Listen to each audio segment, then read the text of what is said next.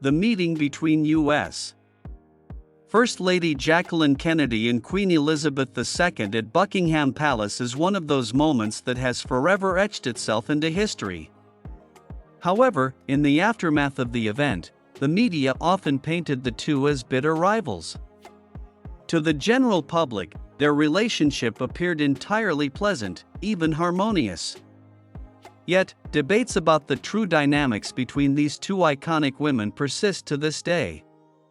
Recently, a book authored by a former Secret Service agent offered new insights into their interactions, revealing a reality quite different from what many had previously believed. Queen Elizabeth II officially welcomed President John Kennedy and First Lady Jacqueline Kennedy to Buckingham Palace in 1961. Interestingly, this meeting was not their first connection. Years earlier, during the Queen's coronation, Jackie, then working as a journalist for the Washington Times-Herald, covered the historic event. Although she had no personal interaction with the Queen at the time, their paths indirectly crossed in this significant context. Friends, subscribe to our channel. Help us become bigger and better. The formal invitation to Buckingham Palace came years later, but it was not without controversy. Tensions arose surrounding the Queen's hesitation to host Jackie's younger sister, Princess Lee Radziwill. Lee and Jackie, despite their sisterly bond, had a famously competitive relationship. Lee often sought to outshine Jackie and, on occasion, succeeded. At that time, Lee was married to Polish Prince Stanisław Radziwill in what was a high-profile union for both parties, even though it wasn't the first marriage for either of them. In the face of public pressure, Queen Elizabeth eventually agreed to extend the invitation to Lee, but not without exacting a subtle form of revenge. She removed two guests from the list who were important to Jackie. The popular Netflix series The Crown dramatized the relationship between Jackie and Queen Elizabeth, portraying it as fraught with tension. While it is true that some moments of strain existed, much of the depiction seems heavily dramatized.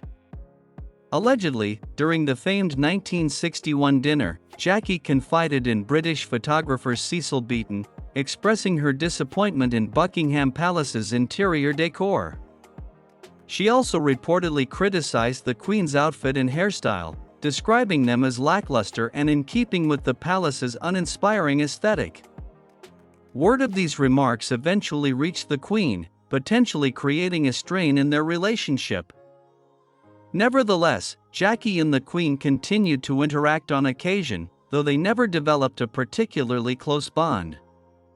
Seeking to repair the potential damage caused by her earlier unguarded comments, Jackie later extended an invitation to the Queen for a luncheon. Following the event, when the press pressed Jackie for remarks about their interaction, she responded diplomatically, saying, "I don't think there's anything to discuss.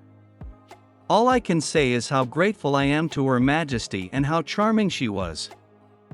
Years later, Clint Hill, a Secret Service agent assigned to Jacqueline Kennedy from 1960 to 1964, made an intriguing discovery while cleaning out his garage. Among his belongings, he stumbled upon a treasure trove of old photographs and documents from his time at the White House. This discovery inspired him to write a memoir titled My Travels with Mrs. Kennedy, which includes a detailed chapter on the relationship between Jackie and Queen Elizabeth. Hill's account challenges the narrative of rivalry and tension. According to him, Jackie and the Queen shared a warm and friendly relationship, contrary to the media's sensationalized portrayal.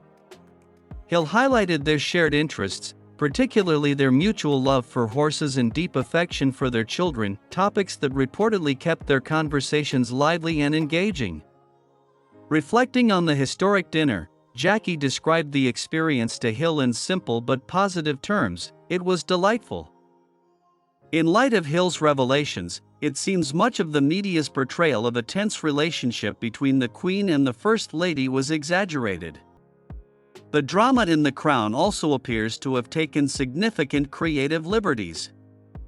Hill's perspective paints a picture of two women who were, in fact, quite amicable.